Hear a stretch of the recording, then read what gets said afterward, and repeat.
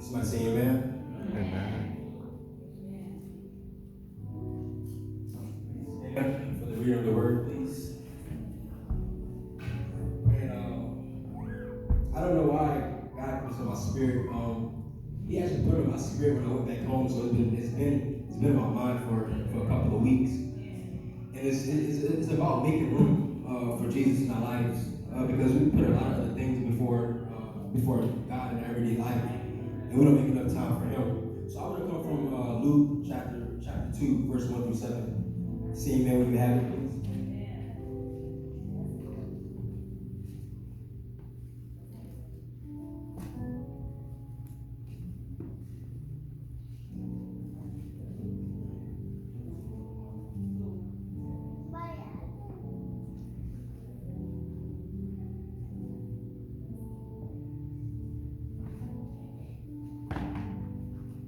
And it reads, and it came to pass, and I'm reading from the King James version because I like the way it has it. And it says, and it came to pass in those days that there went out a decree from Caesar Augustus that all the world should be taxed. And this taxing was first made when Cyrenius was governor of Syria. And all went to be taxed, everyone into his town city. And Joseph also went up to Galilee, out of the city of Nazareth, into Judea, to the city of David, which is called Bethlehem, because he was the house and lineage of David, to be taxed with Mary, his spouse, wife, being great with child. And so it was that while they were there, the days were accomplished, that she should be delivered. And she brought forth her firstborn son, and wrapped him in swaddling clothes, and laid him in a manger, because there was no room for them in the inn. And I want to focus on that last verse when it said there was no room for them in the inn. And it's kind of like our lives. We don't have enough room for God in our lives. We put everything before God. Netflix, relationships, friends, everything, plans, our priorities. So what did your neighbor say when you make room for God? We make room for God. Make room for God. We all picture these amazing big things in our lives. We all want to ask God for these huge things in our lives, but what are we actually doing to show God that we're ready for Him? So a lot of people may quote Ephesians chapter 3, verses 20 through 21. It says, now to Him who is able to do immeasurably more than all we can ask or imagine, according to His power that is at work within us. To Him be glory in the church and in Christ Jesus throughout all generations, forever and ever. Amen. My first point I want to talk about is God will increase our territory in the earth if we increase His territory in our hearts. We put so many things in the space of God. Like I said before, like we put Netflix series and friends, relationships, money, pride, ego, attitudes, and then we wonder and we put God on the back burner and wonder why we're not getting what we ask for right when we ask for it. So we must choose. We become distracted. We're distracted by so many worldly things. And our lives are kind of like Bethlehem when Mary and Joseph was going around trying to find somewhere to stay. Everything was full, and that's how God is.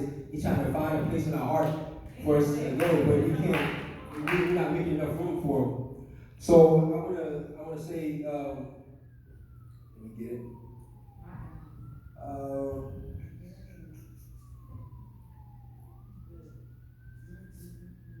My next point says we must choose our priorities first. In Matthew 6:33, it says, but seek ye first the kingdom and His righteousness, and all these things will be given to you as well. So we often look for worldly things to make us happy, to find us peace, and those worldly things are only temporary. They're only replicas, and replicas is only something that's going to last us temporarily, not eternity, what Christ can give us.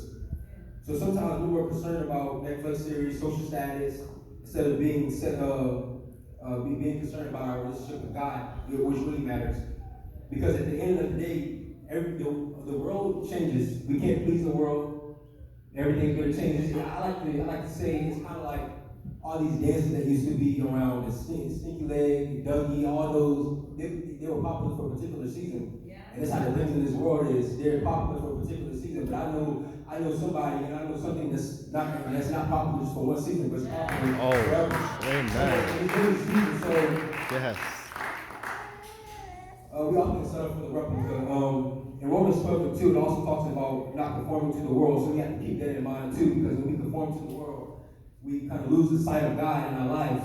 So we have to make sure we keep our vision and our focus. And this year, a lot of people say, and it's just so funny, we're going into a new year. I know January is almost over with, but we're going into a new year, and everybody says, new year, new me. But what are we actually doing in our lives to change?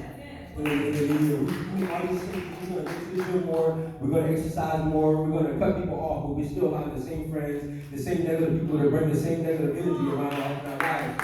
So, what are we actually doing to allow God to come in? So, my main thing is, if you didn't take nothing else from what I said, a lot of Christians, they use the excuse of coming to church on a Sunday, and then the rest of the week they're living worldly lives. And we have to recognize that we can't just come to church on Sunday and then go back to cussing people out on Monday, Tuesday, Wednesday, Thursday, Friday. We have to allow God to work in us Monday, Tuesday, Wednesday, Thursday, Friday, Saturday, Sunday, and repeat. And it has to become a habit in our lives, because if we don't, we're going to fall right back into the same trap. And we may be good the first couple of weeks in January, but then when February comes around, we're just going to fall right back into how we were in 2019, 2018, 2017, so forth, so beyond, and so forth. So, you got to move over your regular day schedule. We make time, go to the gym, and I say all the time, I try to read my word every day, pray to God every day, because I find myself sometimes putting work before God. That's what we do sometimes. We try to make excuses of why we can't get in our word, and because we're tired. But we're not too tired of cutting Netflix, cutting the series, and everything like that. So we must fast, pray, meditate. If you don't really know what fasting is putting something that you desire, that you love away to the side, and focusing on God, praying and meditating on His word day and night, like the word says.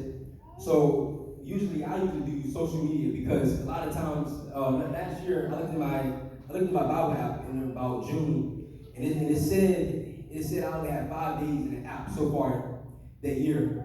And I noticed I get on social media every day and just scrolling, and I know I spend hours on social media daily.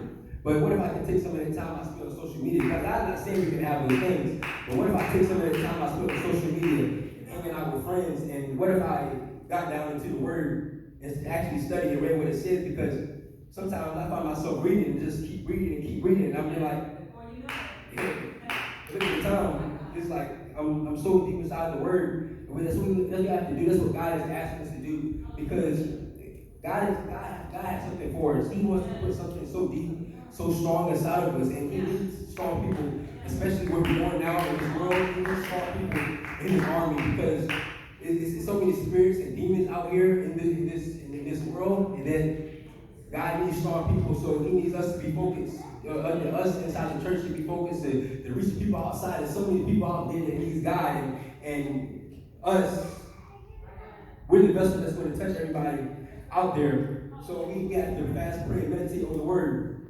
And I want to say this last scripture in John 6:35. It said, then Jesus declared, I am the bread of life.